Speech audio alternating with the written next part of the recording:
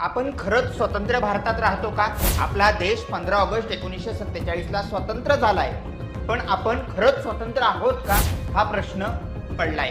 कारण कल्याण, डोंबिवली, नागपूर, अमरावती आणि मालेगाव या महानगरपालिकांनी तसा निर्णय घेतलाय. 15 ऑगस्ट या भारताच्या स्वातंत्र्य दिनाच्या दिवशी आम्ही काय खावं, काय प्यावं हे महानगरपालिका ठरवणार आहे का?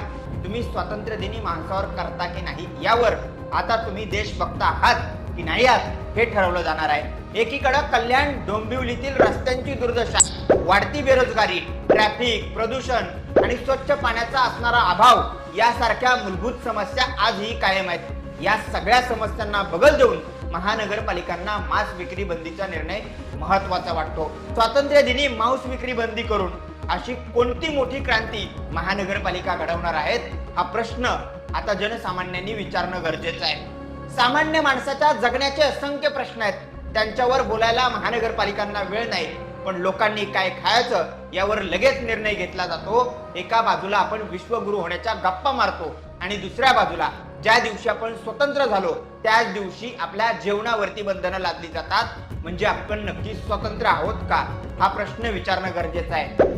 पुणे, मुंबई सारख्या प्रगत शहरांमध्ये आजही अनेक सोसायट्यांमध्ये मांसाहार करणाऱ्या लोकांना घरं नाकारली जातात. आपण नक्की कोणत्या दिशेनं जात आहोत? मांस विक्री बंदीचा निर्णय घेतल्यानंतर आपल्या देशातल्या रस्त्यांवरचे खड्डे संपणार आहेत का? अस्वच्छता नाहीशी होणार आहे का? बेरोजगारी संपणार आहे का? तर असं काहीच होणार नाही.